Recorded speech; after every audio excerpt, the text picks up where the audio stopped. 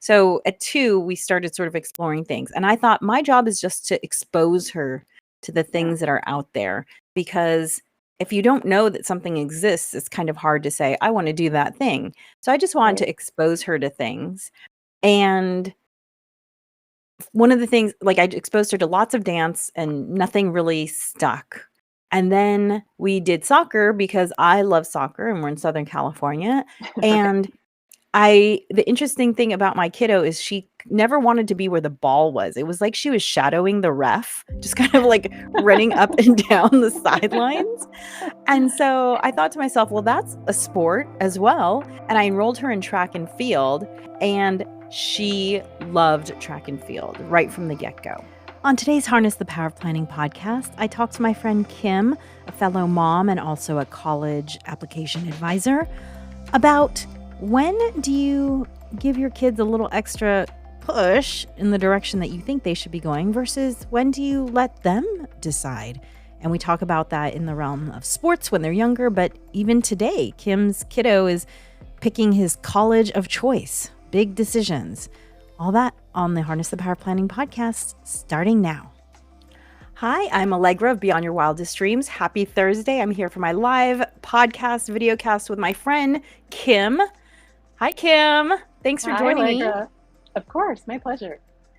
So today we are going to talk about a parenting topic that was something Kim and I had been talking about on a walk. And I thought, oh my gosh, this would make such a great podcast topic. So the topic is kids. When do you push them and when do you back off?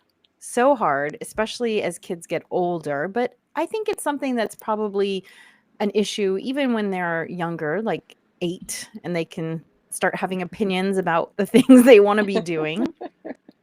But before we start, as always, I'm going to pull a card from my little deck of cards here. And let's see what we have today. Life is a marvelous, transitory adventure. Life is a marvelous, transitory adventure. Nikki Giovanni. I don't know that there's much to unpack there. That just seems kind of pretty straightforward. Maybe it's the transitory part that is a little bit philosophical. I don't know. Does this spark any thoughts for you, Kim? I mean, to be honest, considering like the things I'm stressed about right now, it kind of makes me think, you know what, you're right. It's just a blip in the whole realm of time, and maybe it's really not that important. What That's I'm great. stressing about. So explain a little bit more about what it is you're going through today that has you feeling this way. So today is college signing day, which means high school seniors have to choose where they're going to college. And my son is in that predicament right now where we thought we had figured that out, and then things shifted, and Oh, wow. yeah, so we're kind of down to the wire making that choice. And it's kind of along the lines of this topic. He's got different ideas about what he wants from a college than maybe where I would like to see him go. So I'm trying to just take a breath and let him make the decision and be okay with it. But it's stressful he's trying to figure some things out very last minute.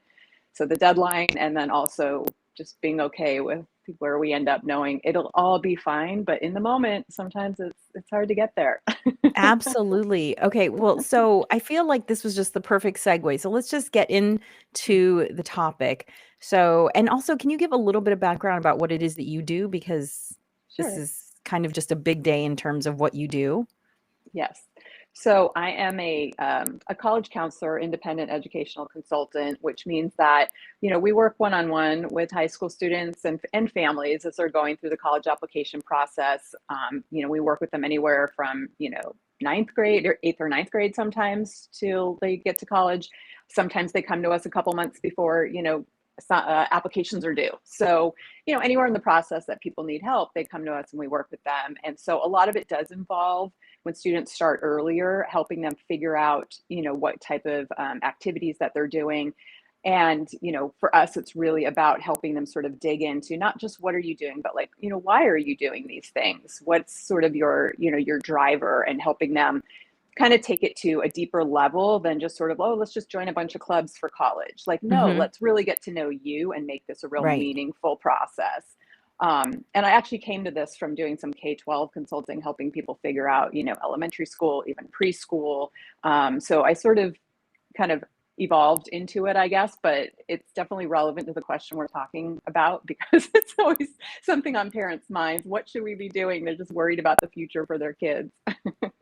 And so really what you're talking about is you help students kind of craft the story that they're going to be telling colleges as to who they are and what it is they want to do in life and why their college is the right step on that path.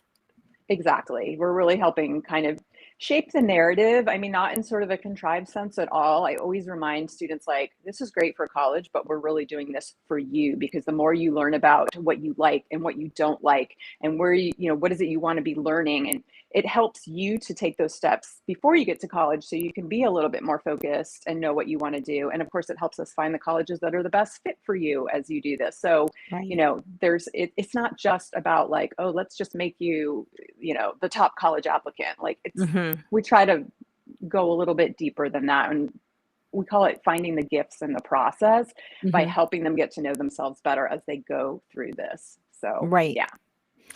And Kim and I have known each other for 20 something years. We've I think so. we've known each other since before we had kids. And Kim actually helped advise me on how to get my child into the magnet that she wanted to get into. So she's Yeah. very knowledgeable about, education and especially in the LA area, although Yeah. you are going to be moving at some point. But if you're interested in working with Kim or someone like Kim, I will put her contact information in the show notes of the Harness the Power of Planning podcast, which this live talk always goes up as the Harness the Power of Planning podcast if you want to listen to it recorded later. Okay. So, if you can you tell us a little bit more about the struggle that your son is facing? So, I guess he had decided on a specific college up until what point? Yesterday? This morning? What happened there? Up until last week, he had gotten into a specific program at that college that we were Mhm. very excited about. But then we found out that he actually, the kids in that program can't take classes in the fall on campus. And he was just very disappointed. He didn't want to be on a spring summer calendar. Um, Colleges are starting to do, just very brief aside, they're starting to try to figure out more ways to get more kids on campus, right? And so that often involves a summer calendar now. And their spring starts are more common. That was fine. We were willing to do that. He was going to go study abroad in the fall, then start in the spring. But then when he found out, no, every year you couldn't take classes on campus in the fall, that really sort of changed the whole experience, and he so changed his how mind. how common is this? I haven't heard about the I mean, I'm not in this age range. How many schools are doing this spring, summer? Well, that's just it. I had not heard, even as a counselor, of a full spring summer calendar like Oh, for four interesting. years. Okay. A lot of schools are doing spring start, which means the first semester kids do other things. They go abroad, maybe they take community college classes, they do, something else, they can work. Right. That's becoming a little more common, but not, fully common. But I had heard of that, Interesting. but I had not heard of this particular thing. So that was a surprise to us. Okay, that's a change. Interesting. Okay. Yes. And so now he's thinking about a different school because of this. Well, then he went to visit the school that was his second choice again. He wanted to go see it again, and he just got a different vibe. And he just said, I don't think this is the school for me. So we sort of were at square one, like this week, as this date is coming up upon us.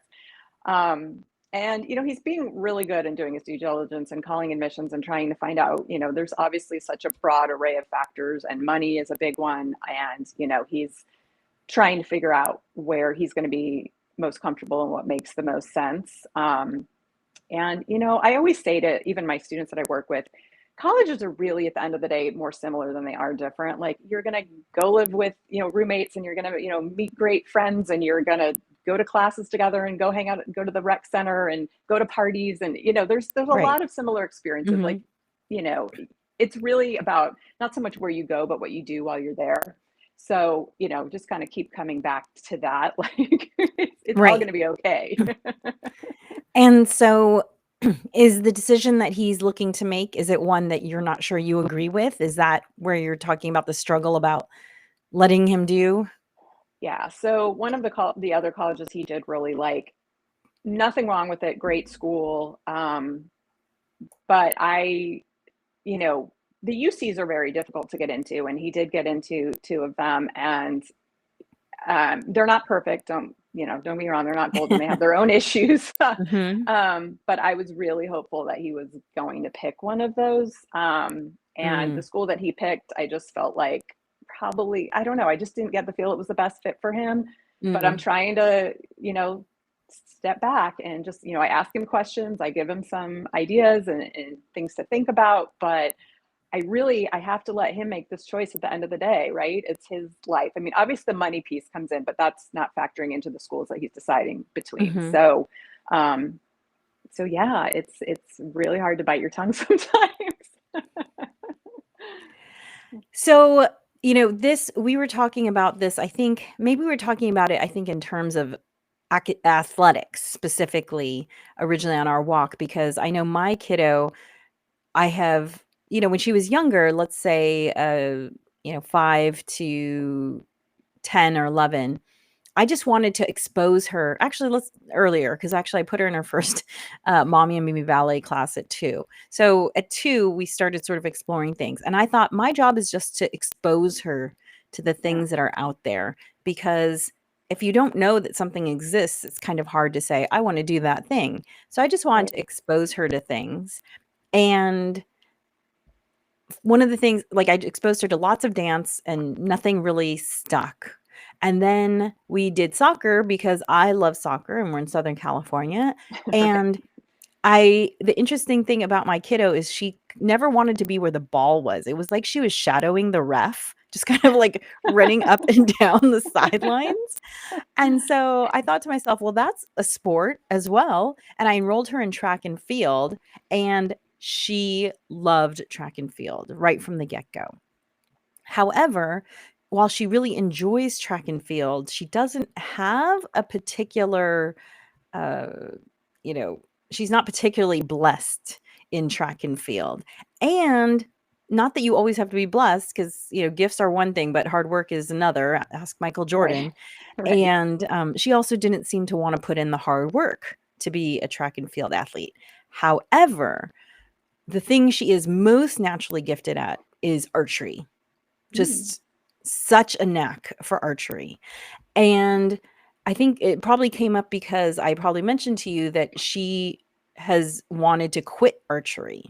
yeah. And maybe I'm really sensitive to this because I know that I feel like the generation I grew up with, and maybe I'm speaking for too many people, maybe I should just say myself. I feel like I was encouraged to only pursue things that I was naturally good at. Mhm. And I think there were things that maybe I wasn't as good at, but I was pretty good at them. But if I'd just been given a little bit of a, why don't you stick with that a little bit and see where it goes? I think Yeah. that might have been more what I needed. So I've kind of been hyper aware about this with my kiddo. And Yeah. she keeps saying she wants to go back to track, but she's really just hanging out with friends at the track is the thing. And so Right. I've said, "You know what? I'm not this is something you don't know what how you don't know how rare it is to be good at something like this in this way. Right. And I want you to take it a little bit further." And so fast forward now a few months, and she started doing junior Olympic archery classes, and she just did her second class, and she did her first competition, and she did so well in her competition. Oh, that's great. Yeah, and they give you these little pins, and she earned 4 pins, and she was so proud that I said, "Oh, well, let's put this with your archery stuff." And then, because a lot of kids, they'll wear, if they've earned pins, they'll wear them Mm. where their arrows are on the whatever that is, a quiver? I don't know what it's called. Whatever that little sack of arrows thing is, they'll put it on there. And she said, "No, no, I wanna put it on my backpack. I wanna take it to school." That's how Oh, wow. proud of it she Yeah. was. And so, I think I made the right choice in this case. I don't Right. know that it's always that I'm always gonna make the right choice. I don't Right. know if I don't know if you have something similar to that with your kids. Yeah. I know both of your sons do a lot of sports. Yeah, I mean, I definitely went through a similar thing. I mean, I think in some sense we are all reacting to how we grew up, right? When we make Absolutely. decisions like this. And I Mhm. remember thinking, I wish my parents had, I sort of had those 70s, 80s hands-off parents, where I literally like signed myself up for swim team and rode my bike there. And, like it Yeah. just was, they were so kind of whatever. And I sometimes look back and say, I wish they had given me more advice or pushed me or helped me find a direction, right? And Mhm. so, my older son was very driven with sports and he just signed me up, signed me up. And sometimes I think people thought we were overscheduled, like I was pushing it. And I was like, no, this kid has a ton of energy and he just loves it, right? Yeah. But then it was hard later when he got older and he had to start pulling back and making those decisions. And same thing, like, there's a sport that he was really good at. And the coach was like, I could see him doing this in college. And then when he wanted to give it up, you're like, are you sure? Like he's got a talent here, And I remember asking him I think when he was in high school, because he could be kind of stubborn and fight me. And I would say, tell me, do you want me to push you or do you want me to back off? And I would try to just kind of explain what I was trying to do. Like, I'm not trying to force you to do things. I'm just trying to help you kind of think it through a little bit more. Mhm. And there were days when he would be like, just, back off. But there would be other days where he would think about it and go like, okay, I do want you to kind of push me a little bit, and kids are different. And honestly, with certain things, sometimes you just don't know. Like, are they not liking it to your point because they don't really, maybe their friends aren't doing it, or maybe they don't Right. like the coach that season, or, Right. it's sometimes hard to kind of think through those things. And maybe you do let them take a break and see if they miss it and they want to go Mhm. back to it. Mhm. There's so many factors from their age to the situation to, again, like sort of looking back at our own experiences and what we kind of wish for ourselves. So, Well, I also think too, just asking the questions of, why are you giving it up? I yeah, think we don't, as humans, we don't always think about the different topics until someone asks us a question or we ask ourselves a question. I have a habit actually of I'm reaching over for this journal. I'm going to pull it up. It's a writing prompt journal, mhm, and I have a habit of every morning answering one of the questions because the questions are, thought provoking, but they're also just so random that they cause me to think about things that right, maybe I hadn't thought about before. And I think that's how you get really clear about what's important to you is when you think about these questions. So right, I think that's an excellent question. Like, hey, if you're only doing this sport to see your friends, maybe we can see your friends another way. And right, oh, okay, yeah, that's a good idea. Let's do that. So I think just, right. critical thinking skills that you're developing by asking these questions is really helpful. Yeah, no, absolutely. And honestly, if it is a sport that just makes your kid happy and builds their confidence, that's huge too. I mean, Mhm. I'm not going to veer into the whole like teen mental health thing. I'm not. I saw one of the questions. No, I'm not a clinical psychologist, Right, but I do see the effects of anxiety on kids, especially when it comes to something as stressful as the college application process, and that's something we really work to take the stress out and to just mhm. really help build their confidence. So, it's not that they have to do something that's going to get them a college scholarship or, look so good on their application. The value of having a happy kid is Yeah, huge. yeah. So, Well, and it was interesting too, because one of the reasons why we chose the track and field team that we decided to go with was because the coach's mentality was, "We just want the younger kids to just enjoy themselves."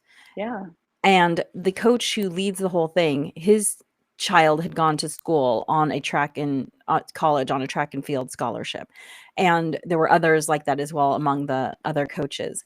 So they knew what it took right. to be a high level athlete, but they also knew that kids could burn out Yeah, too early and then not, even if they were gifted and they loved it, they could just be tired of it by the time they got to high school. So I think it's a testament to the fact that my kid was obviously not tired of it. And I told her I would let her run track again, but she had to have certain grades in right, order to take on another extracurricular because track is it's a 4-day a week sport, right? right. And that fourth day, the track meet is all day long. Yeah, So yes, it's not like a 3-hour game. I wish right. it was a 3-hour game. No, you're there from 8 a.m. to 4 p.m. Yeah, So yeah, I think I think you have to, just figure out what works for your kiddo, ask the questions. I remember when I was when I was pregnant and I was expecting, and I started reading some of these parenting books, and nothing really captured my attention. And then I listened to this radio show, and this woman said that her grandmother, who was not American born, her grandmother said to her, "Read the child, not the book." And I thought Mm, that was the best parenting advice I could have had, because you for you you can find a book to support any theory out there. And I right, felt like for me, what I was reading was causing me to question my instincts right. and values. And so really, I think just focusing on my kiddo and asking the questions, and, reading her interests, like with the soccer thing, when I was like, "Hey, it looks like you want to be a ref, not a soccer player." Right. Okay. Even though I would have loved for her to play soccer, that's not where her interests were. So, Yeah. No, it's really true. And I mean, in sort of that same vein, it's very easy to start comparing to other families and other kids, and that happens a lot. And I see this a lot in college admissions where people are like, want to push their kids to do 100 things so they can get into a top college, and they don't understand why, their kid isn't doing it, right? And mhm, I really, in the gentlest way possible, try to tell them, like, we are all built differently. I mean, some of the kids that go to Harvard, for example, they are just blessed. I mean, they can take AP classes and not blink an eye, get it done, right. no problem. Yeah. Start a foundation, do 100 things. It's almost like comparing yourself to people who maybe, like, I don't know, run for president, right? Like, I couldn't do Mm, that. I don't mhm, have, I'm not built that way, right? Like, mhm, and it's okay if your kid isn't that person. And let's discover who they are and what their interests are, because that's what they're naturally going to want to do. Now, granted, there's other situations. I mean, a lot of kids do suffer, even just, with ADD, sometimes that builds in a procrastination and a resistance to doing things. A lot of kids these days have this perfectionism. They're afraid to fail. So they're afraid to take risks and do anything mm, outside the box because mhm. they might not be good at it. And that could sink their college plans, right? Like, so there's a lot of different things that go into it. But I like what you said about reading your child and just, trying to respond to them as individually and not comparing to everybody else and what the rest of the world is doing. I know that is much easier said than done, particularly in a place like Los Angeles. Right. But I think it's valuable advice. And so, in terms of, like, it's interesting what we were talking about, the quote that had come up, "Life is a marvelous transitory adventure," Nikki Giovanni, and how you were saying, yeah, college, they're kind of all giving you this similar experience, and I just wanted to add my story, which is that I didn't end up going to the school that I had planned to go to for a long time. Like, at Mm, the last minute, I switched. And, it's kind of a funny story, actually, because I had my heart set on this one school because I had visited it when I was very young, and I got into it early admissions. So I was going to that school, and it's a school on the East Coast. And so I was planning to go to the school, and my dad had always said, "Well, you have to study business. You have to go to business school." And I did not want to study business, but I was getting to go to the school I wanted, so that was more important to me than the subject matter. And then literally March of my senior year, my dad said, "Okay, if you go to the school I want you to go to, you can study whatever you want." Because that's how badly he wanted me to stay. oh, And wow. and at that point, I'd been having some reservations about going back east. Like, I learned about seasonal affective disorder and, like, other Yeah. these other things, and I thought to myself, like, maybe I don't wanna be over there." And I did end up going to the school that he wanted me to go to, and I got to study everything I wanted to study, like, exactly what I wanted to study. And actually, the school I ended up going to had more, like, option, like, has had the most professional schools of any university in the country. So there were just so many options, and I Right. feel like I ended up getting exactly the education I was meant to get. Right. So, you can be walking on a path and you see a detour, and it might not seem like the right path, and you probably won't know right away. No, for sure. I do think we often end up right where we're supposed to be, right? And we kind of bring all this angst into it a little bit Hmm. unnecessarily. Not that there's not things that you have to figure out and, you don't just flip a coin randomly, but once you've sort of figured out what you want and you've done your due diligence, like just trust, right? That it's Hmm. going to be okay. You're going to be in the right place. Yeah, and it's funny because when some people hear that story, they're like, "I can't believe your dad did that to you. Like, how, manipulative and, I can't believe he didn't want you to go to that amazing East Coast school with that amazing brand name." And you know what? Like, I feel like I ended up exactly where I was supposed to be, and so, maybe that was just my dad was just the messenger. I don't know why he felt the need to step in that way, because he Right. certainly didn't step in other times in my life when I was like, "Maybe you should have stepped in there." Right. So, I think yeah, I think I ended up exactly where I was supposed to be. So, it was great. Good. Yeah. It worked out.